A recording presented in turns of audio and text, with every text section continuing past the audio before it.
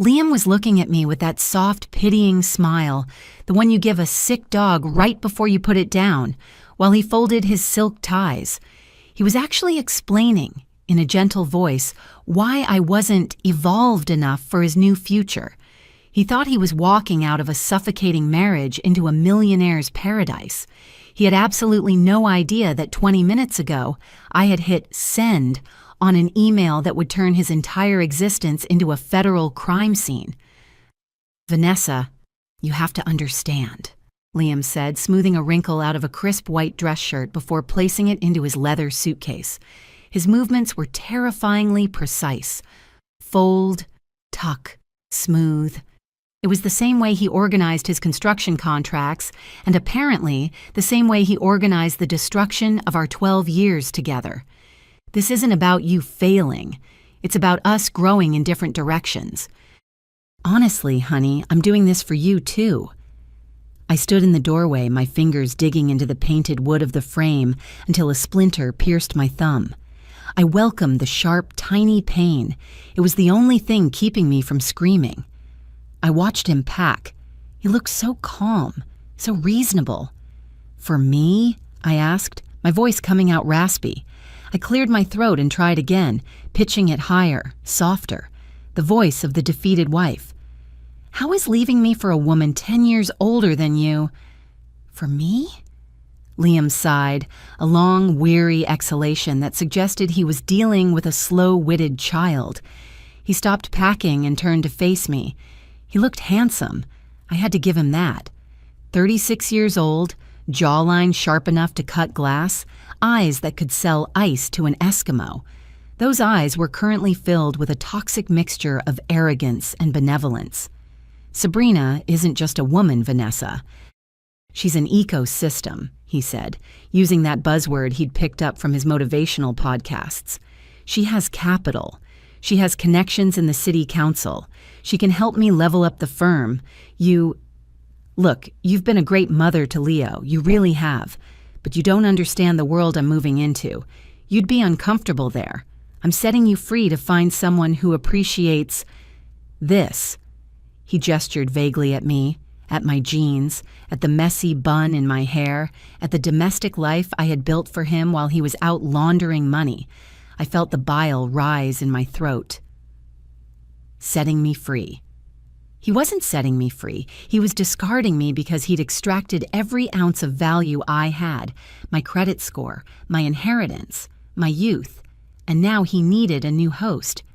"So it's purely business," I said, forcing my face to remain slack and sorrowful. Inside, my mind was racing at 1,000 miles an hour. Did he check his email? Where is his phone? It's on the nightstand, screen down. Silent mode? Usually silent. If it vibrates against the wood, he'll hear it. "It's not just business, it's destiny," Liam corrected gently. "Sabrina sees my potential. With her investment, Vance Construction goes statewide. And you'll get the child support. You'll get a nice little apartment. You'll survive, Vanessa. You're scrappy." Scrappy. The word hit me like a slap. 12 years ago, I was brilliant. 10 years ago, when I did his bookkeeping for free, I was indispensable. Now I was scrappy. "And the house?" I asked, stepping into the room. I needed to keep him talking. Every minute he spent lecturing me was a minute the servers at the IRS were processing the 3 gigabytes of data I had just uploaded. "We've discussed this," he said, turning back to the suitcase. "The condo is in my name. I bought it before the wedding. Legally, it's premarital assets. But don't worry, I won't kick you out until next month. I'm not a monster." "No," I thought, watching his back. "You're not a monster. You're a thief. And by tomorrow morning, you're going to be a broke thief. If you're watching this video, tell me where you're from or what time it is for you." I leaned against the door frame because my knees felt like they were made of water. The sheer adrenaline coursing through my veins was making my vision blur at the edges. It was a physical fight to keep my breathing even. What if the bank calls him right now? The thought paralyzed me. I had sent the documents to the fraud department at Sovereign Trust Bank exactly 22 minutes ago. I knew their automated systems triggered alerts for suspicious activity instantly, but human review took time. How much time? An hour? 10 minutes? If his phone rang right now, if a fraud analyst called to verify the irregularities I had flagged, Liam would answer. He would know. And if he knew, the mask of the benevolent ex-husband would drop instantly. Liam was 6'2". He had a temper that he usually took out on drywall or traffic, but I had seen the look in his eyes when he felt cornered. If he found out I had betrayed him while he was still in the house, physically, with me. I didn't want to finish that thought. I shoved my hands into the pockets of my cardigan to hide the trembling. I needed to get him out of this room, away from that phone on the nightstand. "You're taking the vintage Cabernet," I said, nodding toward the bottle sitting on the dresser. It wasn't a question. Liam glanced at it. "Well, yes. Sabrina loves a good red. We're celebrating tonight." Celebrating. The word echoed in my skull. He was going to drink the $600 bottle of wine my father bought us for our 5th anniversary with his mistress. The disrespect was so absolute it was almost funny. "Right," I whispered, "celebrating." My eyes darted to the phone again. The screen lit up. My heart stopped. I mean, it literally stopped. I felt a hollow thud in my chest, and then silence. A notification. "Please be a spam email. Please be a text from his mother. Please don't be the bank." Liam didn't notice. He was busy carefully folding a pair of cashmere socks. The screen went dark again. I exhaled, the sound loud in the quiet room. "You okay?" Liam threw a glance over his shoulder. "You sound like you're hyperventilating. Look, take a Xanax, Vanessa. Seriously. It'll help the transition." "I'm fine," I lied. I wasn't fine. I was terrified. I was terrified that I had missed something. Had I wiped the browser history on his laptop after I stole the files? Yes, I did it twice. Had I put the files back in the safe in the exact order he kept them? Yes. I took a photo before I touched them and matched it perfectly. But what if he sensed it? What if he smelled the betrayal on me? I needed to distract him. I needed to drug him, essentially, but not with pills, with his own ego. Liam," I said, pushing off the doorframe and walking into the room. I stopped 3 feet away from him, close enough to smell his cologne, Santal 33, expensive, trendy, bought by her, no doubt, but far enough to run if I had to. "Don't go yet." He stiffened. "Vanessa, stop. I'm not doing the crying scene. I told you, my Uber is coming in an hour." "No crying," I promised, holding up my hands. "I'm not asking you to stay. I get it. You've outgrown this. Us. I accept that." He turned slowly, his eyebrows raised. This was what he wanted to hear. He wanted absolution. He wanted to be told that he was right, that he was too big a shark for this small pond. "You accept it?" he asked, suspicious but intrigued. "I do," I lied. The words tasted like ash. "You're right. You have potential that I can't help you reach. Sabrina can. I see that now." I watched his shoulders drop 2 inches. The tension left his frame. I had hit the bullseye. Flattery was the only key that unlocked Liam Vance. "I'm glad you're being reasonable," he said, zipping the inner compartment of the suitcase. "It makes this easier on Leo." "But," I added, stepping closer, "we had 12 years, Liam. We have a son. Don't leave like this, rushing out to an Uber like a fugitive. Stay for dinner. Just one last meal. Let's close this chapter with some dignity, like civilized people." He checked his watch, a Rolex Submariner he bought with the company bonus that I now knew was actually money siphoned from the payroll tax account. "I don't know, Vanessa. Sabrina is expecting me by 8. "It's 6:30, I pressed. "I'll make the pot roast. Your favorite. The smothered one with the root vegetables. And we can open that wine here. You don't have to take it to her. Consider it a severance package." He looked at the bottle of Cabernet on the dresser. Then he looked at me. He was searching for a trap, but he was looking for an emotional trap. He thought I was going to beg, to weep, to cling to his leg. He didn't see the cold calculation in my eyes because he didn't think I was capable of calculation. To him, I was just the housewife who liked gardening. "Pot roast?" he asked, a hint of hunger in his voice. He hadn't eaten all day. He'd been too busy destroying our life. "With the extra gravy," I said. "Come on, 1 hour, then you go to her and I never bother you again. We sign the papers and it's done." He hesitated, then shrugged. "Fine. 1 hour. But if you start crying, I'm walking out." "Agreed," I said, forcing a smile that felt like it was tearing my face apart. "Agreed." I walked out of the bedroom, keeping my pace slow and measured until I turned the corner into the hallway. Then I sprinted. I hit the kitchen tiles and gripped the granite island, breathing hard. I felt like I had just walked a tightrope over a pit of vipers. He was staying. Phase 1 was complete. I went to the fridge and pulled out the chuck roast I had bought yesterday. My hands were shaking so badly that when I tried to unwrap the butcher paper, I couldn't get a grip on the tape. I had to stab it with a paring knife. "Calm down," I ordered myself. "You are not the victim anymore. You are the executioner." I turned on the oven to 350 degrees. The familiar click whoosh of the gas ignition grounded me. I had made this meal 100 times. It was the meal I made when he got his first big contract. The meal I made when Leo was born. The meal I made when his mother died. It was the taste of our marriage. And tonight, I was going to serve it to him while I dismantled his life. I chopped the carrots with violent force.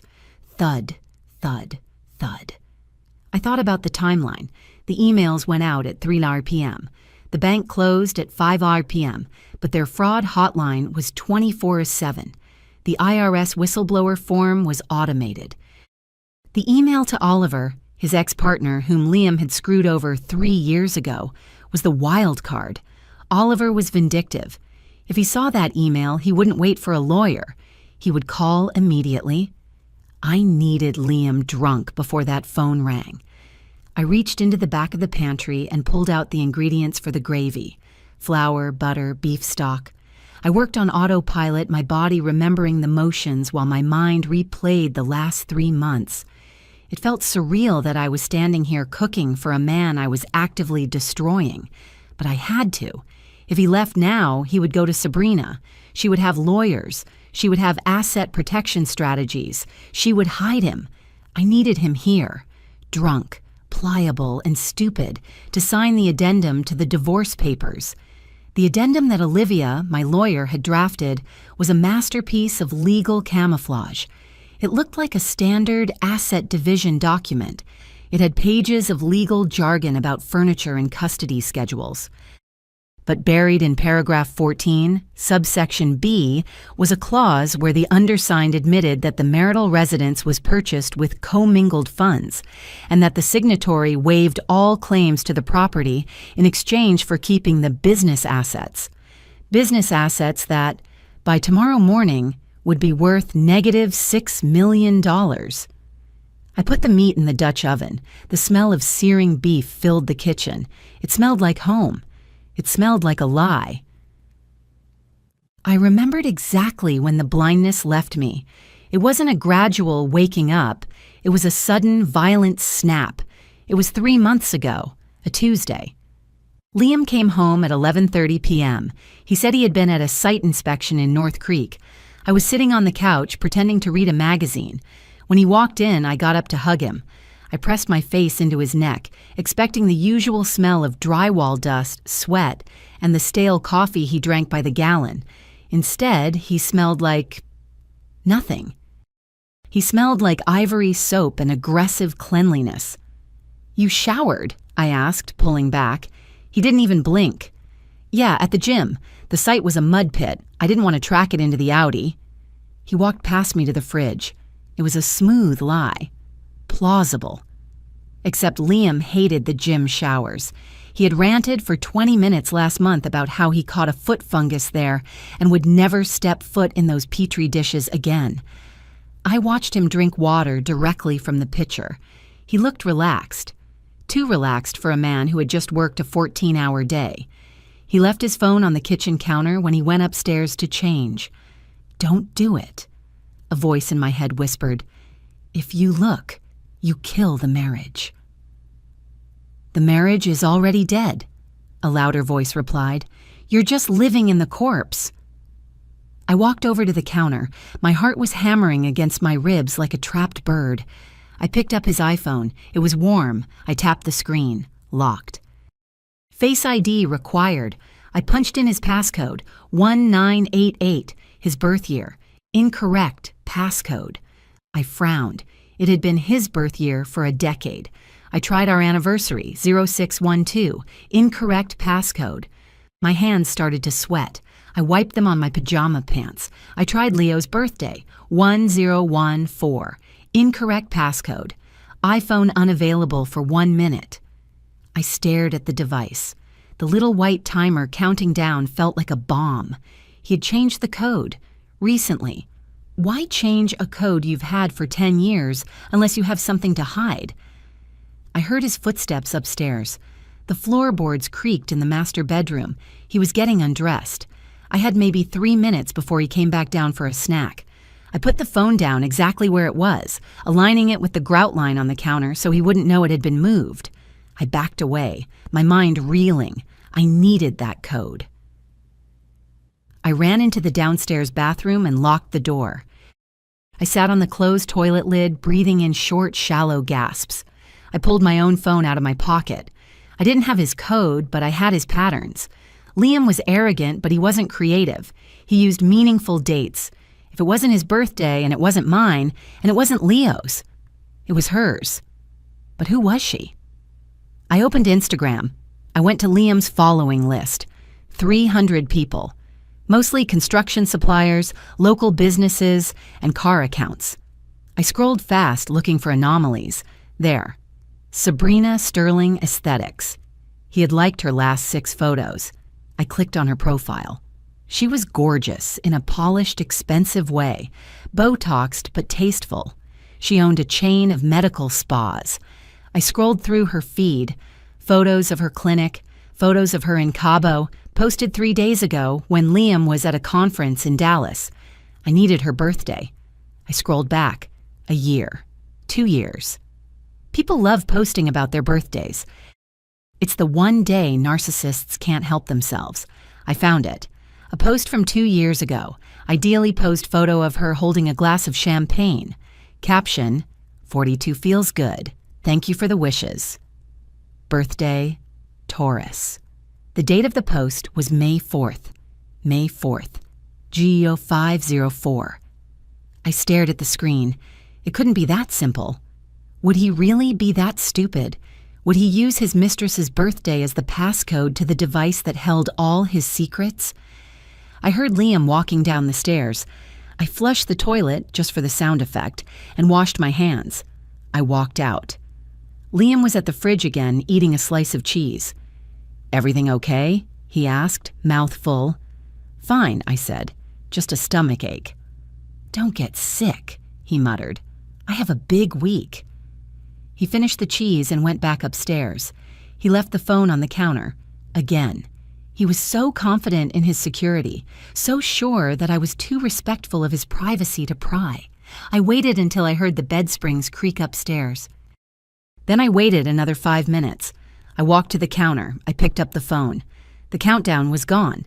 I typed in 0504.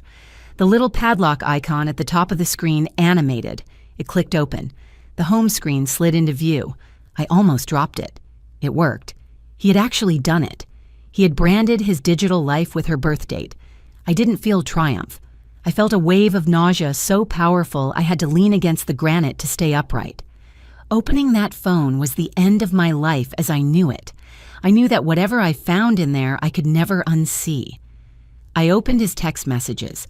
The top thread was pinned. No name. Just a sunflower emoji. I clicked it, and there it was.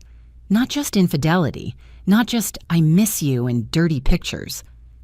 Liam, Just moved another $20K to the Cayman shell. She has no idea. The account is labeled supply costs. Sunflower. Good boy. We're going to need that liquidity for the new clinic. Make sure you zero out the joint savings before you leave. Liam. Way ahead of you. By the time I ask for the divorce, the marital assets will be dust. I stood there in the dark kitchen, the blue light of the phone illuminating my face, reading the detailed roadmap of my own destruction. I wasn't just losing a husband, I was being robbed. Systematically, deliberately. I reached into my pocket, pulled out my phone, and started taking pictures of the screen. My hands were shaking, but the images were clear. Click, click, click. Every photo was a nail in his coffin. I stood in the dark kitchen, the hum of the refrigerator the only sound in the house, illuminated by the ghostly blue light of Liam's phone. My thumb hovered over the screen. I knew I should put it down. I knew that what I was about to read would burn my eyes out like acid, but I also knew that ignorance wasn't bliss anymore. Ignorance was poverty. Ignorance was losing my son's college fund. I scrolled up. The messages went back 6 months. It wasn't just a fling, it was a merger.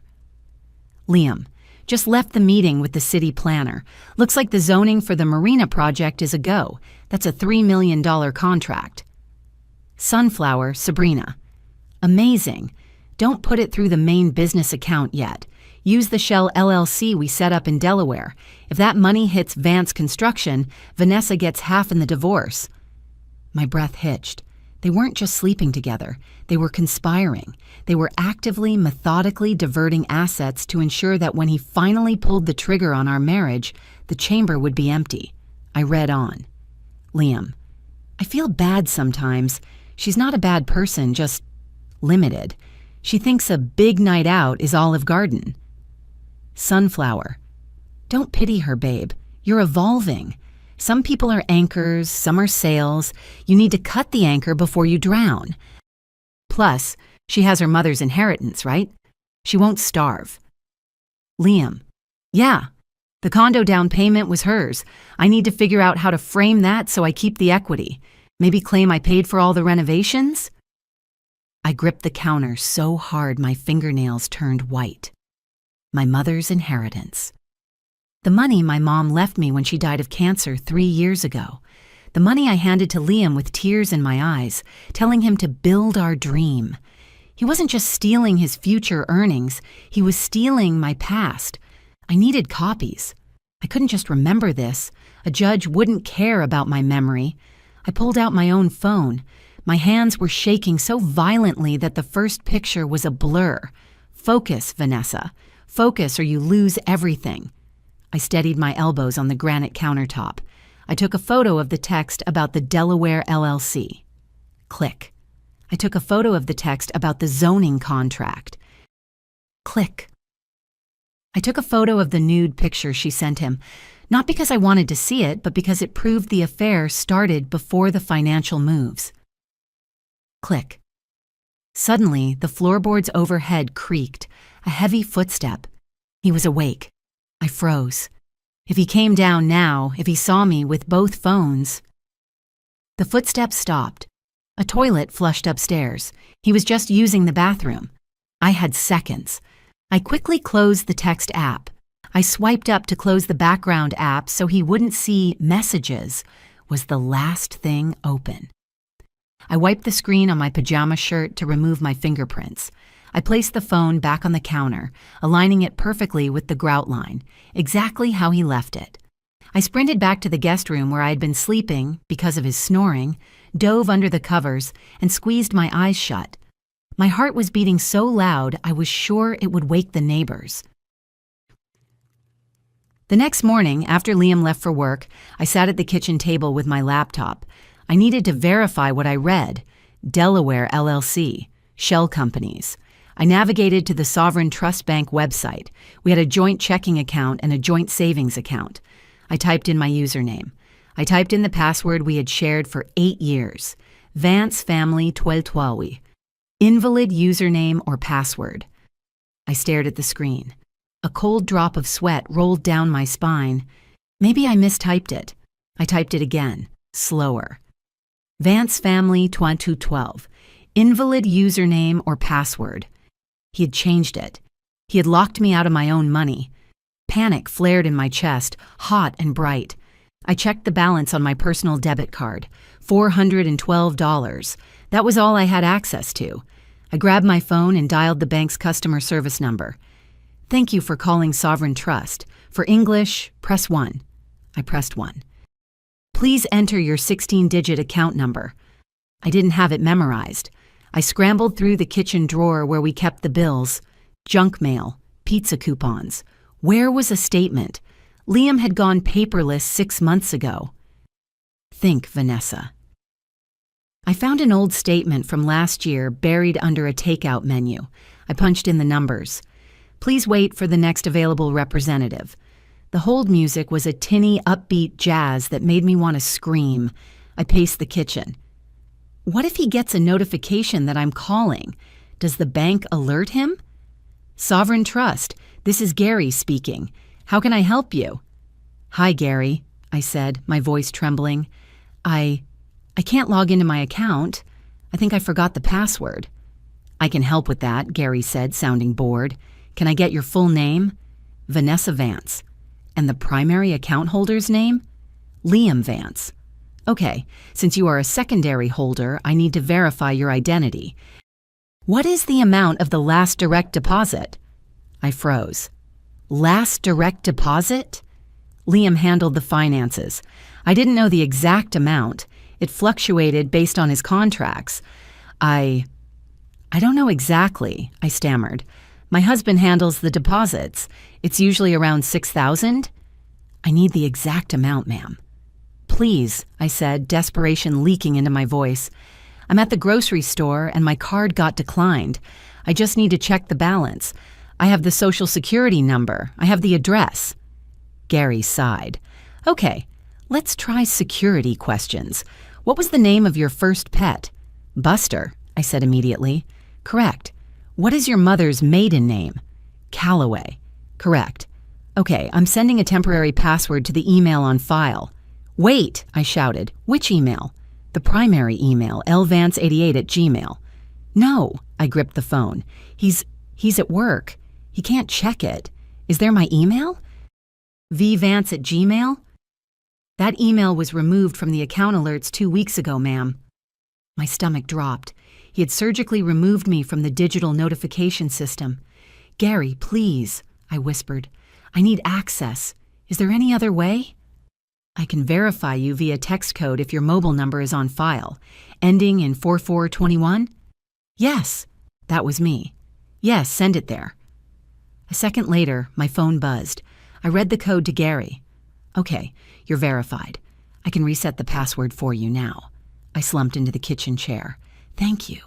Thank you." 10 minutes later, I was in. I clicked on Savings.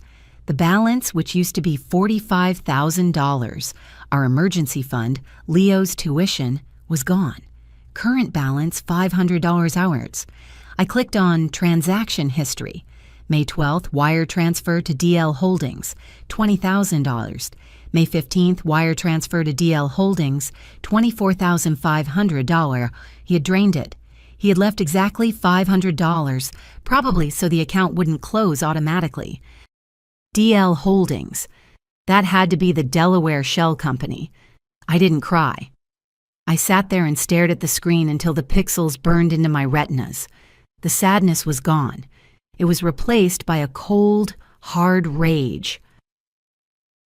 Digital screenshots were good, but I knew lawyers. They loved paper. They loved wet signatures. I needed to see the incorporation documents for DL Holdings. I needed to see if my name was forged on anything. Liam kept a safe in his home office. It was a heavy, fireproof box bolted to the floor in the closet. 2 days later, on a Saturday, Liam decided to mow the lawn. He was obsessed with the lawn. It was part of his successful suburban man costume. I watched from the window as he put on his noise-canceling headphones and started the riding mower. I had maybe 45 minutes. I ran into his office. It smelled like cedar and that expensive cologne. I opened the closet. The safe was there, a black metal cube staring back at me. I knelt down. The keypad was digital. I tried the old combination, 4221, our street address. Beep, beep, beep. Red light. Of course, he changed everything. I tried 0504, Sabrina's birthday. Beep, beep, beep. Red light. Damn it, I hissed. He wasn't that stupid. Or maybe he was. Maybe he used a variation. I sat back on my heels, thinking, what else mattered to him? Not me, not Leo, apparently. Money? I looked around the office. Framed on the wall was his first dollar earned. Next to it was a framed article from the local paper. Vance Construction wins city bid. The date on the article was February 14th, 2020. He always said that was the day his life really started. I tried 214. Beep, beep, beep. Red light. Think, Liam. Think like a narcissist, I whispered to myself. I looked at his desk. There was a calendar. He had circled a date in bold red marker 3 months ago. Start fresh. The date was March 15th, the Ides of March. He thought he was Caesar. I typed 0315. Click. Whirr. The green light flashed. The handle turned. I almost laughed. It was so pathetic. He romanticized his own betrayal. I pulled the heavy door open. Inside were stacks of file folders, passports, and a thick blue folder labeled Project S. I opened it. There it was. Articles of Incorporation for Sterling Vance LLC, registered in the Cayman Islands, a bank account opening document for a bank in Georgetown, and a transfer authorization moving $150,000 from his business account to this offshore account. $150,000. That wasn't company profit. That was the loan we took out against the condo for renovations. He had leveraged our home, put the debt in our names, and moved the cash to an account I couldn't touch. The drone of the lawnmower outside was a steady comfort. As long as I heard that engine, I was safe. I grabbed the blue folder and ran to the family computer in the hallway. We had an all-in-one printer scanner. I needed to scan these to a USB drive. I couldn't just take photos. I needed high-resolution scans for the forensic accountants. I lifted the lid and placed the Cayman bank document on the glass. I hit Scan to USB. The machine whirred. Scanning 10%, 20%. It was agonizingly slow. 40%. Suddenly, the lawnmower engine cut out. Silence. My head snapped up. Why did he stop? Was he done? It had only been 20 minutes. I looked out the window. Liam was standing by the mower, wiping his forehead. He looked at the house. He started walking toward the front door. Panic. I looked at the printer. Scanning. 60%. Come on, I pleaded. Come on, you piece of junk. The front door opened. I heard his heavy boots on the hardwood floor. Vanessa, he yelled. Do we have any Gatorade? In the pantry, I yelled back, my voice cracking. I'm printing a recipe. Scanning. 85%. He was walking toward the kitchen. The hallway computer was right between the foyer and the kitchen. He would have to walk past me. Scanning. 95%. Click. Save complete. I yanked the USB drive out. I grabbed the document from under the lid, but in my haste, I snagged the corner of the paper on the plastic edge. Rip!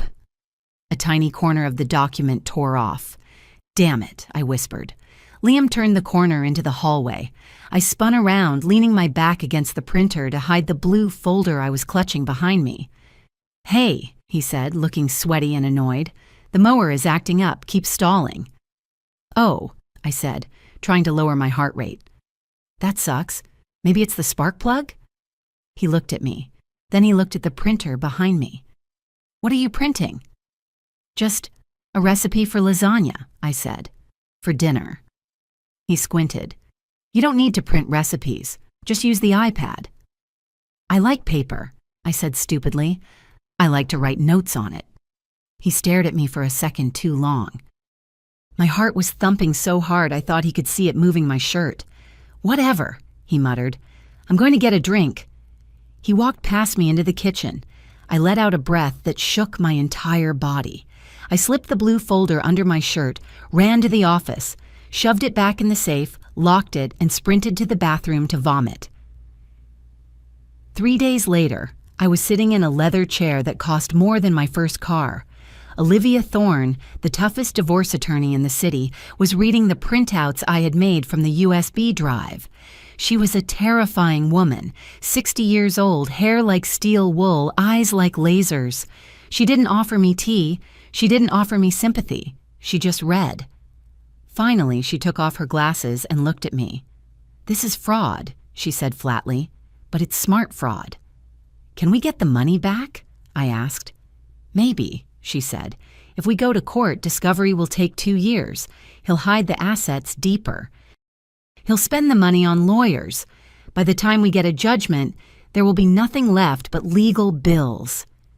I felt the hope drain out of me. So he wins? He steals my inheritance, leverages our house, and walks away? "Not necessarily," Olivia said. She leaned forward, her eyes gleaming. "The law is a blunt instrument, Vanessa. But psychology? That's a scalpel." "What do you mean?" "He thinks you're stupid," Olivia stated. "It wasn't an insult. It was a strategic assessment. He thinks you're a housewife who doesn't understand LLCs or offshore accounts. We use that." She pulled out a yellow legal pad and started sketching a diagram. "We don't sue him yet. We let him think he's getting exactly what he wants. A quick, clean divorce. We draft a separation agreement. It will look standard. He keeps the business, you keep the contents of the house, but," she circled a paragraph, "we add a clause. A full disclosure and asset warranty clause. It basically says, husband warrants that he has disclosed all assets. If any undeclared assets are found within 5 years, husband agrees to forfeit 100% of said assets to wife, plus penalty damages of 3 times the value." "He'll never sign that," I said. "He knows he has hidden assets." "He'll sign it if he doesn't read it," Olivia said, "or if he thinks it's boilerplate, or if he's drunk." She looked at me. "Is he arrogant?" "Extremely." "Does he drink?" "Yes." "Then we have a plan," Olivia said. "You get him to sign this. You record him admitting to the accounts, just to be safe, to prove he knew about them. Then, once the ink is dry, you nuke him. You send everything to the IRS. You trigger the audits. The government freezes his assets. He goes bankrupt. And under this contract, whatever crumbs are left belong to you." It was diabolical. It was dangerous. "I'll do it," I said. I blinked, and the lawyer's office vanished. I was back in my kitchen. The smell of searing beef brought me back to the present. It was 6:50 p.m. Liam would be down in 10 minutes. I walked to the pantry and retrieved the bottle. The 2012 Cabernet Sauvignon. It was dusty. I wiped it with a cloth. This bottle represented the last shred of my delusions. We had bought it in Napa, promising to drink it on our 20th anniversary. I was so naive back then. I thought we were building a legacy. He was just building a line of credit. I grabbed the corkscrew. I twisted the metal spiral into the cork. Twist, twist, twist. It felt like twisting a knife. Pop. The sound echoed in the kitchen. I poured the dark red liquid into a decanter. Let it breathe. It needed to be smooth. It needed to go down easy. I placed 2 crystal glasses on the counter. I heard Liam's footsteps on the stairs. He was coming down. He had probably sprayed on more cologne, checked his hair, maybe even texted Sabrina. Almost done with the old ball and chain. I took a deep breath. I smoothed my hair. I pasted the sad, submissive smile onto my face. "Showtime," I whispered to the empty room. The trap dinner was set. Now I just had to make sure the rat took the cheese. Liam walked into the kitchen, the smell of roasted beef and thyme acting as a pheromone for his self-satisfaction. He had changed out of his suit into casual wear, designer sweatpants that cost more than my weekly grocery budget, and a tight t-shirt that showed off the gym muscles he'd built while ignoring our son. He looked at the table. I had set it with the good china, the candles, and the heavy crystal glasses. It looked like a date. To him, it probably looked like a shrine. "Smells incredible," he said, pulling out a chair. "You always did have a way with a roast, Vanessa. I'll give you that." "It's the least I could do," I said, forcing my voice to remain steady. I picked up the decanter. The dark red wine swirled against the glass. "A toast? To your future?" I poured a generous amount into his glass, probably 6 ounces. I poured a pathetic splash into mine. "Don't shake." I commanded my hand. If you spill a drop, he'll know you're nervous. If you're nervous, he'll start asking why. "To the future," Liam said, raising his glass. He didn't even look at me. He looked through me, toward the window where the city skyline, his playground, glittered. "And to you, Vanessa, finding your own footing." He took a long sip. He closed his eyes. "God, that is spectacular. Notes of," he swirled it again, "blackberry, tobacco?" "Leather and arrogance," I thought, but I smiled. "I think it's oak, Liam." "Oak, right. That's what I meant." He took another gulp. "You know, this is why I think you'll be okay. You appreciate quality. Most women in your position would be bitter, throwing plates. But you're classy. You understand that sometimes people just outgrow each other." I sat down opposite him. The carving knife lay between us on the platter. "I try to understand," I said, serving him a slice of meat. "I guess I always admired your ambition, even when it scared me. You always saw things I couldn't." He chewed, nodding vigorously. "Exactly. That's it. It's about vision. When I look at a vacant lot, I don't see dirt. I see a complex. I see revenue streams. You see a garden." "I do see a garden," I admitted softly. "And that's fine." He waved his fork, a piece of carrot flying off. "For a housewife, that's fine. But I'm playing 3-dimensional chess, Vanessa. The tax code, it's not a rule book. It's a suggestion box. You just have to know which suggestions to ignore." I felt a cold thrill shoot down my spine. He was opening the door. I just had to walk through it. I needed to get it on tape. My phone was in my pocket. If I kept it there, the fabric would muffle the microphone. If I put it on the table face up, he'd see the recording app spinning. If I put it face down, he might wonder why I was being so rude as to have my phone out during our sacred farewell dinner. "I forgot the horseradish," I said, standing up abruptly. My knees hit the table leg. The water glasses wobbled. "Easy," Liam laughed. "Nervous. I want it to be perfect," I said. I went to the counter. I pulled my phone out. I swiped to the voice memo app. My thumb hovered over the red button. "Check the settings." My brain screamed. Is it on airplane mode? If a telemarketer called while I was recording, the incoming call would stop the audio. I quickly swiped down. Wi-Fi on, cellular off, do not disturb on. I hit record. The timer started. 101, 02. I grabbed the jar of horseradish. I held the phone underneath the jar, pressing it against the glass so it was concealed by my hand. I walked back to the table. "Here we go," I said. I placed the horseradish on the table. Then, with a sleight of hand I didn't know I possessed, I slid the phone behind the centerpiece, a bushy arrangement of dried eucalyptus. It was gray-green, blending perfectly with my phone case. "Thanks," Liam said, reaching for the jar. His hand brushed the eucalyptus. The leaves rustled. My heart hammered against my ribs like a trapped bird. "Don't look at the plant. Don't look at the phone." I stared intensely at his pot roast. "So," I said, my voice tight, "you were saying about the tax code? That sounds dangerous. Aren't you worried about the IRS? I read they're cracking down." Liam laughed. It was a loud, wet sound. He poured himself more wine. He hadn't even finished the first glass, and he was topping off. Good. The IRS, he scoffed. Please, they're underfunded and overworked. They go after the low-hanging fruit, the people who make mistakes on their 1040s. They don't touch guys like me. Why not? I asked, leaning forward. You're a big fish.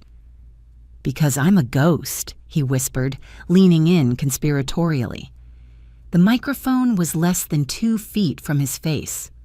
On paper, Vance Construction makes a modest profit, just enough to pay the bills and buy a nice truck. The real money? It's never even in the country. He was 2 glasses deep now. The vintage Cabernet was 18% alcohol, a heavy, rich silencer of inhibitions. But how? I asked, putting on my best dumb blonde expression. Doesn't the bank see it leave? Liam smiled, the benevolence dripping off him like grease. Oh, honey, you really are innocent, aren't you? It's adorable. He pointed his fork at me. You don't send money. You pay consultants. I have a company in Delaware, DL Holdings. Vance Construction pays DL. Holdings $50,000 for architectural consulting. Perfectly legal expense. DL Holdings then pays a company in the Caymans called Sterling Vance LLC for IP licensing. Sterling Vance, I repeated, ensuring the name was clear for the recording. Like Sabrina Sterling? Bingo, Liam grinned. She set it up. Her lawyers are magicians. The money sits in Georgetown, tax-free. We have a debit card. We go there next month. We live like kings, and the U.S. government thinks I'm scraping by. He took another drink, sloshing a bit onto the tablecloth. I've got $300,000 sitting there right now, he bragged. And you know the best part? Since the company barely made a profit, my alimony payments to you will be calculated on the peanuts I declare here. The judge will look at my tax returns and say, poor Mr. Vance, he can only afford $500 a month. I felt the blood drain from my face. It wasn't just greed, it was malice. He had engineered my poverty. That's very smart, I managed to say. So the house, the equity? Leveraged, he said, waving a hand dismissively. I took a HELOC out 6 months ago, maxed it out, sent that cash to the Caymans too. If you tried to sell this place tomorrow, you'd walk away with maybe 10 grand after the bank took their cut. That's why I'm letting you stay for a month. I'm generous. I looked at the eucalyptus plant. I hoped the little digital needle on the screen was bouncing into the red. I hoped it was catching every syllable of his cruelty. You really thought of everything, I said. I had to, he said, his eyes drooping slightly. I had to protect my future. You were just overhead, Vanessa. Expensive overhead. He was done eating. He was leaning back in his chair, picking his teeth, 3/4 of the bottle gone. His movements were slightly delayed. When he reached for the water glass, he missed by an inch before correcting. Now. Liam, I said, standing up to clear the plates, since we're talking about wrapping things up, Olivia, my lawyer, sent over that draft agreement, the uncontested one. He groaned. Vanessa, not tonight. I'm buzzing. I don't want to read legalese. It's just what we discussed, I said, walking to the counter where the folder lay. It just says we agree to split the furniture amicably and that you keep the business assets. I just need you to sign it so she can file it. If we don't sign it tonight, she has to draft a contested petition, and that costs $5,000. $5,000? Liam balked. For what? For paperwork? I know, I said, handing him a pen. It's a scam. Just sign this and we save the fee. Look, here's the list of furniture. I get the sofa, you get the big TV. He took the folder. He squinted at the page. Sofa, TV, dining set, he muttered. Fine. You can have the dining set. It's ugly anyway. He flipped the page. He stared at the wall of text on page 3. This was it. The asset warranty clause. What is all this? He asked, rubbing his eyes. Just standard disclosures, I said, my heart rate spiking to 180. It just says you're the sole owner of Vance Construction, and I have no claim to its future profits. It protects you, Liam. Protects me, he repeated. The magic words. He didn't read it. He didn't see the line about forfeit of undeclared assets. He just saw the bottom line where his signature belonged. He uncapped the pen. Scritch. Scratch. He signed his name with a flourish. Liam J. Vance. There, he said, slapping the folder shut. Done. We're free. Thank you, I whispered, taking the folder as if it were a holy relic. We're free. I'm beat, Liam announced 5 minutes later. The adrenaline of his confession had worn off, replaced by the heavy sedative of the wine and the meat. I'm going to crash on the couch. Wake me up at 7. I want to be out of here before the traffic hits. I will, I promised. He stumbled to the living room. I watched him collapse onto the beige sectional, the one I had spent 3 months saving for. He didn't even take off his shoes. Within 2 minutes, his breathing turned into a rhythmic, wet snore. I stood over him for a moment. He looked vulnerable. His mouth was open, a bit of drool pooling on the cushion. It would have been easy to feel pity, but then I remembered the text message. Expensive overhead. I turned away. I went back to the kitchen. I retrieved my phone from behind the eucalyptus. I stopped the recording. Saved. Farewell dinner. 48 minutes. I pressed play. I listened to a 10-second snippet. Liam's voice clear as day. The real money. It's never even in the country. Sterling Vance, LLC. It was perfect. I cleaned the kitchen. I washed the dishes. I polished the counters. I needed the house to be spotless. I wanted the scene of the crime to look immaculate. Then I went to the guest room and opened my laptop. It was 3 a.m. The house was silent except for the distant hum of the refrigerator and Liam snoring from the living room. I sat cross-legged on the bed, the laptop screen casting a harsh white glow on my face. I had 3 draft emails open. I had prepared them earlier, but I hadn't attached the final piece of the puzzle. Draft 1, IRS Whistleblower Office. Subject, Tax Fraud Reporting, Vance Construction, Sterling Vance, LLC. I clicked Attach File. I selected the scans of the Cayman documents. I selected the screenshots of the text messages. And finally, I selected the audio file, Farewell Dinner, MP3 Quast. I typed in the body, please find attached evidence of undeclared offshore accounts and diversion of corporate assets. Draft 2, Sovereign Trust Bank, Fraud Debt. Subject, Urgent, Fraudulent Loan Application, Asset Diversion. I attached the separation agreement he had just signed, specifically the page where he warranted he had disclosed all assets. I attached the audio file where he admitted to lying to the bank about the company's profitability. Draft 3, Oliver Graves. Oliver was Liam's old partner. Liam had pushed him out of the company 3 years ago, claiming the business was failing, buying Oliver's shares for pennies. Oliver hated Liam with the fire of 1,000 suns. Subject, you were right. Body, he didn't just fail, Oliver. He stole your share. Here is the proof. Do what you want with it. I attached everything. I looked at the clock. 3:12 a.m. If I sent these, there was no going back, no reconciliation, no amicable divorce. This was nuclear war. I thought about Leo. I thought about the cheap studio apartment Liam had planned for us. I thought about him laughing at me, calling me an anchor. My finger hovered over the mouse. Click. Sent to IRS. Click. Sent to bank. Click. Sent to Oliver. The progress bar zipped across the screen. Message sent. I closed the laptop. I felt lightheaded. I felt terrified. But mostly, I felt a strange, cold sense of peace. The bomb was in the air. Now I just had to wait for it to land.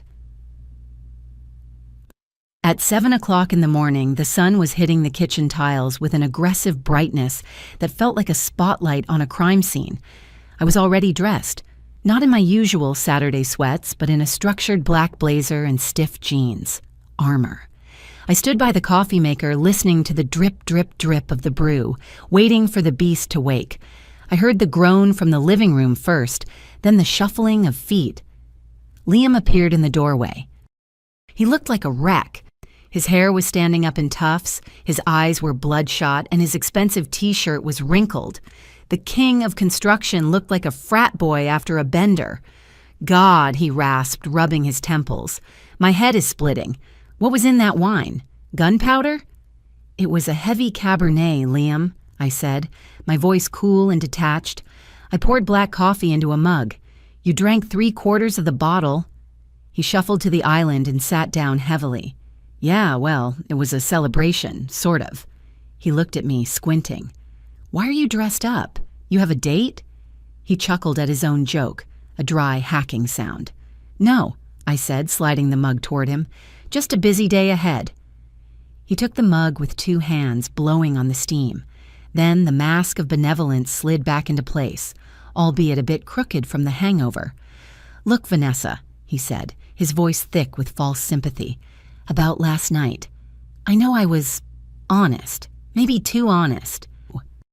But I wanted you to know the truth so you can move on.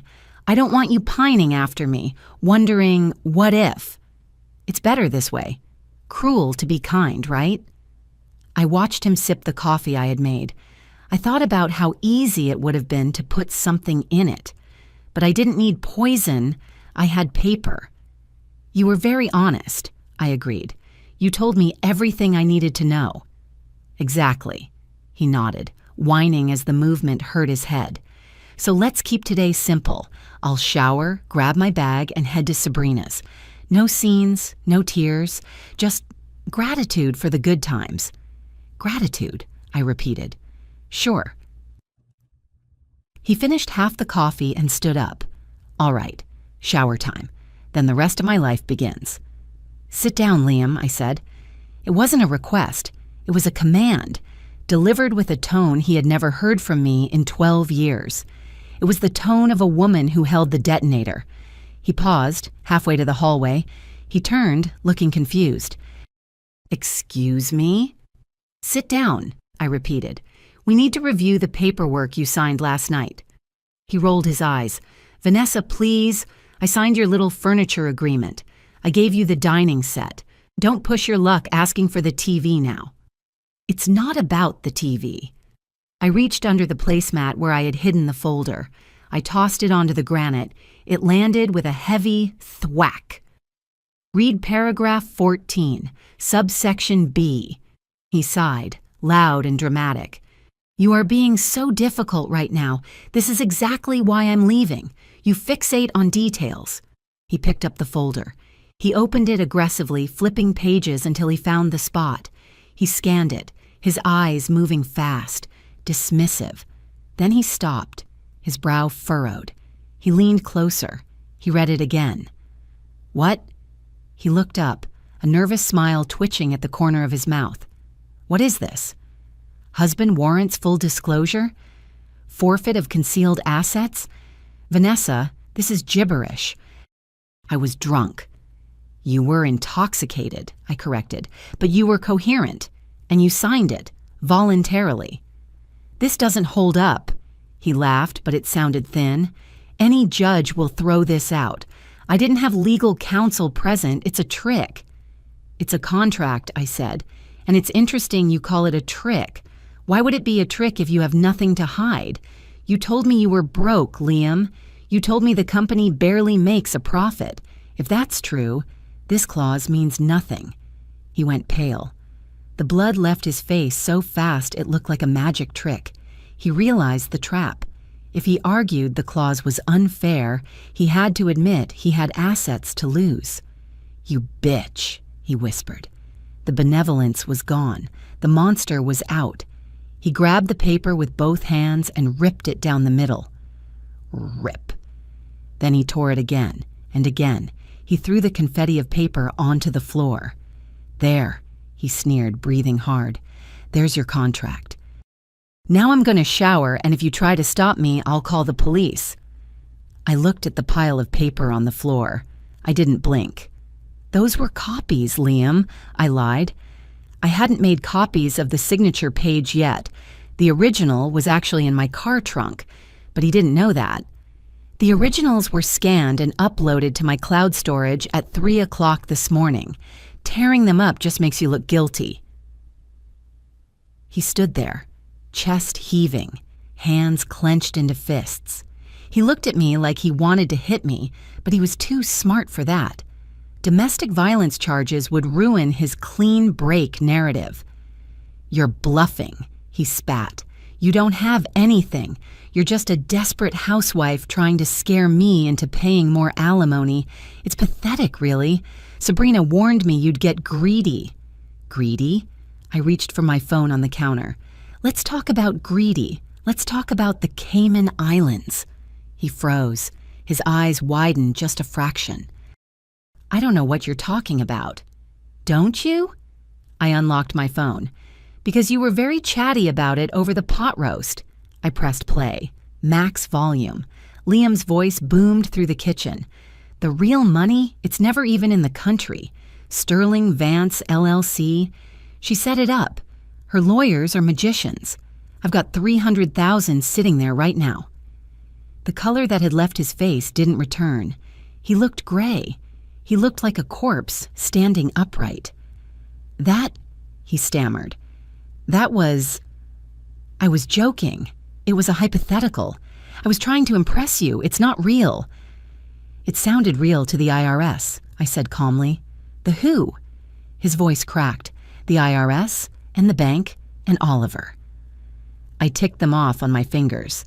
I emailed them all at 3:15 this morning. The recording. The screenshots of your texts with Sabrina. The scans of the incorporation documents from your safe. "You went in my safe?" he roared. He stepped toward me, aggressive now. "You stole from me." "I retrieved evidence of marital fraud," I said, backing up slightly, keeping the island between us. "And since I'm technically an owner of the company until the divorce is final, I just authorized an audit on myself. It's called innocent spouse relief, Liam. Look it up. I turned you in to save myself from prison." He stared at me, his mouth opening and closing like a fish on a dock. The enormity of it was crashing down on him. The IRS, the bank, Oliver. "You destroyed me," he whispered. "Over what? Because I fell out of love with you? You vindictive little..." Ding dong. The doorbell rang. It was sharp, loud, and precise. Exactly 9 o'clock. Liam jumped as if he'd been shot. He whipped his head toward the foyer. "Who is that?" he demanded. "Is that the police? Did you call the cops?" "I didn't call the police," I said truthfully. "I think that's the bank." "The bank doesn't make house calls," he sneered, trying to regain some composure. "It's probably my Uber, or Sabrina. She said she might come pick me up." He strode to the door, buttoning his shirt, trying to fix his hair. He wanted to believe it was his savior. He wanted to believe he could still walk out of this house and leave the mess behind. I followed him. I wanted to see this. He ripped the front door open.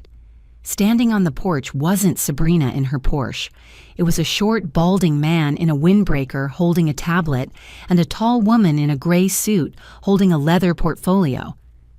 "Mr. Liam Vance?" the woman asked. "Yes," Liam said, his voice wary. "Who are you?" "I'm Helen Cho from the Risk Management Division at Sovereign Trust Bank," she said. She didn't smile. "And this is Mr. Henderson, a process server." "You have been served," the man said, thrusting a thick envelope into Liam's chest. He instinctively grabbed it. "What is this?" Liam looked from the envelope to the woman. "That is a notice of immediate foreclosure proceedings on the commercial loan regarding the property at 124 Oak Street," Helen said calmly, "and a notification that all accounts associated with Vance Construction and your personal accounts have been frozen pending an internal fraud investigation." Liam laughed. It was a hysterical, bubbling sound. "Frozen? You can't freeze my accounts. I'm the CEO. I have payroll on Monday. Sir, we received credible evidence this morning of significant asset diversion and falsified loan applications," Helen stated. "Under the terms of your loan agreement, that triggers an immediate default and freeze. You have zero access to funds as of 4 a.m. today." "This is insane," Liam yelled. He fumbled for his phone in his pocket. "I'll show you. I'll transfer the funds right now to cover the loan. I have the money." He pulled out his phone. His fingers were shaking so hard he missed the icon twice. He opened the Sovereign Trust app. He stared at the screen. "Access denied," he read. "Contact administrator." He looked up, wild-eyed. "It's locked. You locked me out." "Yes, sir," Helen said. "We also flagged the linked accounts, including the external transfers attempted in the last 30 days. We will be clawing those back." Clawing back. That meant they were going after the Cayman money. "You can't do that," Liam whispered. That's offshore." "If it was funded with proceeds from a domestic loan obtained by fraud, we certainly can," Helen said. "Have a nice day, Mr. Vance." They turned and walked down the driveway. Liam stood in the doorway, the envelope in his hand, his phone in the other. He looked like a man who had just watched his house burn down while he was still standing inside it. He turned to me.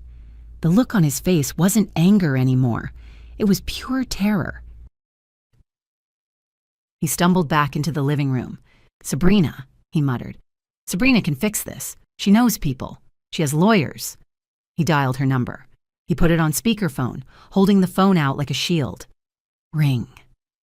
Ring. "Pick up," he pleaded. "Pick up." Ring. "Hello?" Sabrina's voice filled the room. She sounded annoyed. "Liam, where are you? I've been waiting at the cafe for 20 minutes. "Sabrina," Liam gasped. "Thank God. Listen, something crazy is happening. Vanessa, she went nuts. She hacked my stuff. The bank is here. They froze the accounts." There was a silence on the line, a long, heavy silence. "What do you mean? Froze the accounts?" Sabrina's voice was suddenly sharp. No more honey. "She sent them something," Liam babbled. "Recordings, the Cayman docs. They know about Sterling Vance. They said they're clawing back the transfers. You need to call your lawyer. We need to stop them." "We?" Sabrina asked. The word hung in the air like an icicle. "Yes, we. It's our company." "Liam," Sabrina said, and her tone was freezing. "My name isn't on the incorporation documents for Sterling Vance. Only yours is. I made sure of that." Liam stopped breathing. I watched him blink, trying to process the betrayal. "What? But you set it up. You told me—" "I gave you advice," she corrected. "You took the actions. If you're under investigation for bank fraud, Liam, I can't be associated with you. I have a brand. I have a medical license to protect." "Sabrina, don't do this," he begged. His voice broke. "They took everything. I have nothing. I need you." "You were an investment, Liam," she said, her voice sounding bored now. "A high-risk investment, and the market just crashed. Don't call me again." Click. The line went dead. Liam lowered the phone slowly. He looked at the device as if it had bitten him. He looked at the empty living room. He looked at me. "She hung up," he whispered. "I told you," I said, leaning against the wall, crossing my arms. "She didn't love you, Liam. She was just using your capital, and now that you don't have any, neither does she." Liam stood in the center of the living room, the phone hanging loosely in his hand like a dead weight. The silence after Sabrina hung up was heavy, pressing against my eardrums. I watched his brain try to reboot. I could physically see him cycling through his options. Rage, denial, bargaining. He chose bargaining, but being Liam, he wrapped it in a threat. "You realize what you've done, right?" He turned to me, his voice dropping to a low, dangerous register. "You didn't just sink me, you sank yourself. You're my wife.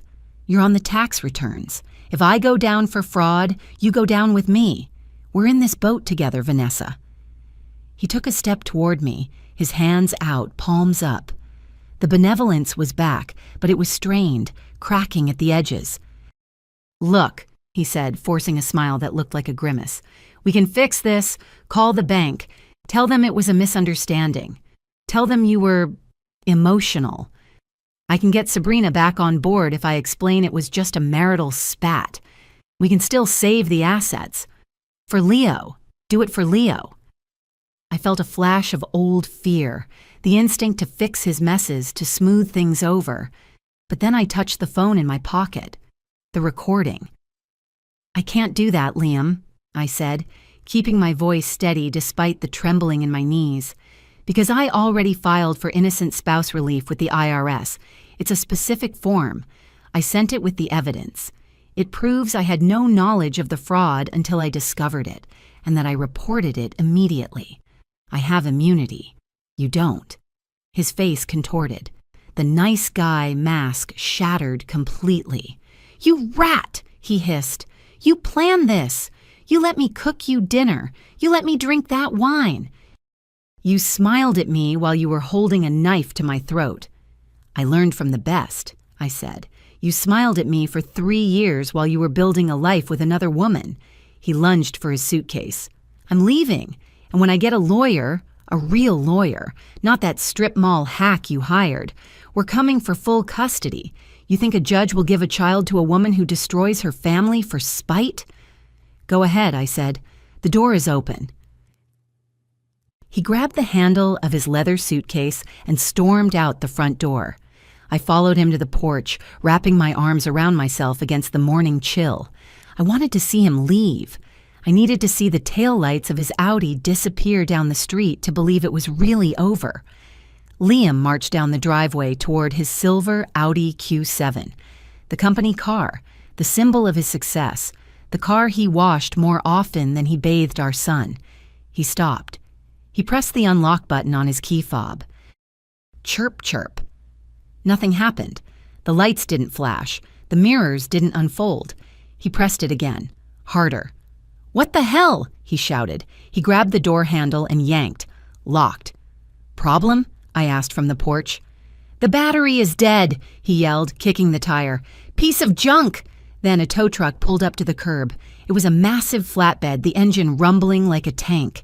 A man in a neon vest hopped out holding a clipboard. Liam Vance, the driver called out. Yes, finally, Liam waved his arms. My battery is dead. I need a jump. The driver looked at his clipboard, then at the VIN number on the Audi's dashboard. I'm not here for a jump, buddy, the driver said, unhooking a heavy chain from the truck bed. I'm here for a repossession. Sovereign Trust Bank issued a seize order on all rolling assets of Vance Construction. You can't take my car, Liam screamed, running toward the man. I have places to be. This is illegal. Take it up with the bank, the driver said, bored. He crouched down and hooked the chain to the Audi's undercarriage. Liam looked around frantically. The neighbors were coming out. Mrs. Higgins across the street was pretending to water her petunias, but she was watching. The mailman had stopped his truck. Vanessa, Liam shouted, turning back to the house. Do something, tell him. I leaned against the porch railing. It's a company car, Liam. The company is frozen. It's out of my hands. I watched as the winch whirred. The silver Audi was dragged, protesting up the ramp of the flatbed. It tilted at a 45-degree angle, looking like a beached whale. Liam stood on the sidewalk, his suitcase beside him, watching his status symbol drive away. He stood there for a long minute. The tow truck turned the corner and vanished. Liam was left with his suitcase and his ego both deflated. He turned and walked back up the driveway. He didn't storm this time. He trudged. He stopped at the bottom of the porch steps. He wouldn't look at me. Can I... He cleared his throat. Can I use the landline? My phone is... I think they cut my service. The company plan. Of course. He had put his cell phone bill on the business account, too. Here, I said, handing him my cell phone. I didn't let him inside. I didn't want him crossing that threshold again. He took it with shaking hands. He dialed a number. Yeah, I need a ride. 124 Oak Street to... He hesitated. He had nowhere to go. Sabrina had dumped him. He had no money for a hotel. To the bus station. He handed the phone back to me. 10 minutes, he muttered. We stood there in silence. The birds were singing. The sun was shining. It was a beautiful Saturday morning, and his life was completely over. "You won't make it," he said suddenly. He was looking at the ground. "You think you won, but you can't pay the mortgage on this place. You have no job. You have no skills. You'll be on the street in 6 months." It was his last attempt at toxic benevolence. "I'm worried about you, Vanessa." "I got a job last week," I said softly, "at the dental office downtown, front desk. It pays $18 an hour. It's not much, but it's real money, not fraud money." He looked up at me. His eyes were empty. $18. Good luck with that. A beat-up Honda Civic pulled up to the curb. The Uber. Liam picked up his suitcase. He walked down the driveway. He didn't look back. He opened the door, threw his bag in, and slid into the back seat. The car drove away. I walked inside and locked the door. I threw the deadbolt. Then I engaged the chain lock. I turned around and leaned my back against the wood. I waited for the joy. I waited for the triumphant movie music where the heroine dances around the kitchen in her underwear. It didn't come. Instead, my legs gave out. I slid down the door until I hit the floor. I pulled my knees to my chest and buried my face in my hands. I shook, not crying, just shaking. The adrenaline was leaving my body in painful waves. I looked around the hallway. The family photos were still on the wall. Liam's smile in the beach photo from 2018 mocked me. I would have to take them down. I would have to pack his things. I would have to explain to Leo why Daddy wasn't coming home tonight. I felt nauseous. I felt terrified. I had $18 an hour and a mortgage I couldn't afford. I had initiated a war that would drag on for years in court. But as I sat there, listening to the silence of the house, I realized something else. The air felt lighter. For the first time in 3 years, I wasn't waiting for the other shoe to drop.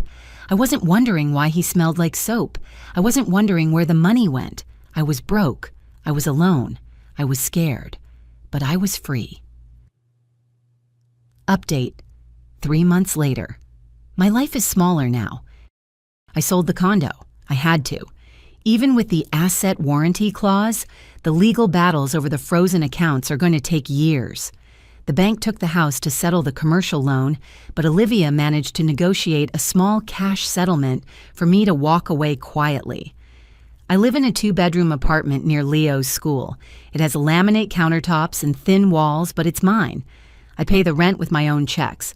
I was running late for work last Tuesday. My car, a used Toyota I bought with cash, wouldn't start.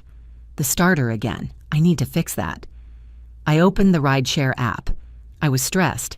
I had a meeting with the office manager at 8:30. I hit request ride. Driver. Found 4 minutes away. Driver. Liam. Vehicle. Gray Ford Focus. My thumb hovered over cancel. My heart did that old familiar flip-flop. Liam? Driving a rideshare? I could have canceled. I should have canceled. But curiosity is a disease, and I apparently haven't been cured. I waited on the curb. The gray Ford pulled up. It had a dent in the rear bumper. The window rolled down.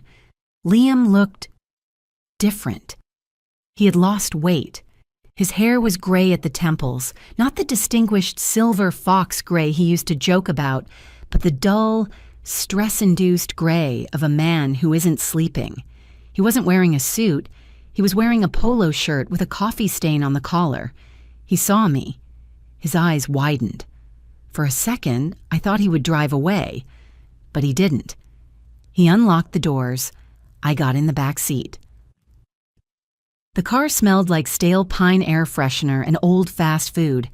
"Vanessa," he said, looking at me in the rearview mirror. His voice was rough. "Hi, Liam," I said. 1200 Main Street, please." He put the car in drive. We pulled into traffic. "So," he said, after a painful minute of silence, "this is weird." "A little," I agreed. "I'm just doing this between gigs," he lied. I knew he was lying. I knew from Oliver that the IRS had garnished his wages and banned him from holding a corporate officer position for 5 years. Driving was all he had left. "I'm working on a new startup. Big things coming. That's good, I said. I didn't call him out. I didn't need to. The coffee stain spoke for itself. How's Leo? He asked. His voice softened. He's good. He likes the new apartment. He made the soccer team. That's good, Liam nodded. That's good. He looked at me in the mirror again. There was no arrogance left, no toxic benevolence, just a tired man driving a car he didn't own. You know, he said, and his voice was so quiet I almost missed it. I really did think I was doing the right thing. Back then, I thought I was winning. I know you did, I said. I was stupid, he whispered. It was the first honest thing he had said to me in a decade. We pulled up to the dental office. Here we are, he said. I opened the door. I stepped out onto the sidewalk. The morning air was crisp. I felt good. I felt solid. Vanessa, he called out through the open window. I turned. Can I see him, Leo? Maybe this weekend. I looked at him. I saw the desperation. I saw the regret. And I realized that I didn't hate him anymore. You can't hate something that has no power over you. Call my lawyer, I said gently. We'll see. I closed the car door. I turned around and walked into my building. I didn't look back to see him drive away. I had a meeting to get to. If this story resonated with you, leave a like and consider subscribing. You can also drop any comment below, even just one word. Maybe tell me where you're watching from, or what time it is right now. Sometimes one word is enough to say you were here.